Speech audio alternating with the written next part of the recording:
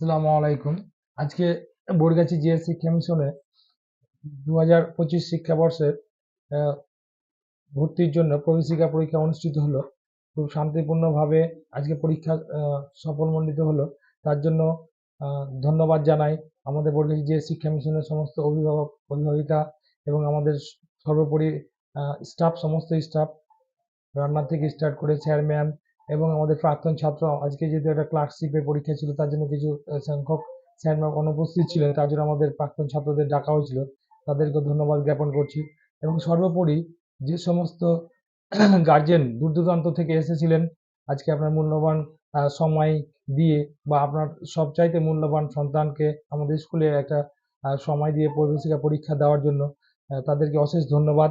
আজকে আমাদের বরগাছি যে শিক্ষা মিশনে 400 জন ছাত্রছাত্রী পরীক্ষা দিয়েছিল, যেটা আমাদের বরগাছি যে শিক্ষা মিশনের সর্বকালের সেরা।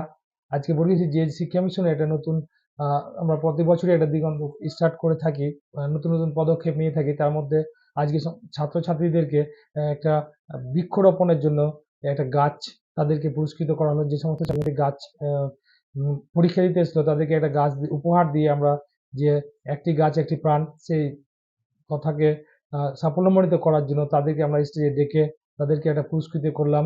যে আমাদের বরগাছি যে শিক্ষা মিশনে তারা যে এসেছিল পরীক্ষা দিতে, যে যেন সে গাছটা লাগিয়ে সারা জীবনের মতো তার মনে থাকে যে হ্যাঁ, বরগাছি মিশনে গিয়েছিলাম। এবং অক্সিজেনের যে অভাব, বায়ু দূষণ সেটা ঘটছে, সেটাকে সচেতনতা উপলব্ধি করার জন্য, যেহেতু ছাত্র সমাজ আজকে ভবিষ্যৎ প্রজন্ম, তাদের মাধ্যমে আমরা একটা মেসেজ দিলাম বরগাছি যে শিক্ষা মিশন। এবং বিভিন্ন পদক্ষেপ আমরা নিয়ে থাকি।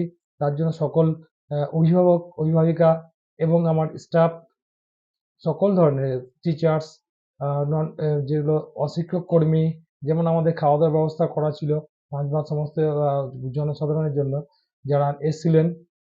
এবং সর্বোপরি যারা এখন বর্তমানে দেখছেন আমাদের ফেসবুক পেজে, যারা বরাবরই আমাদের সহযোগিতা করে এসছেন, হয়তো আপনি বাড়ি থেকে দেখছেন, আপনার এই সহযোগিতায় আমাদের বলতেছি যে শিক্ষা মিশন আজকে অনেক দূরে এগিয়েছে।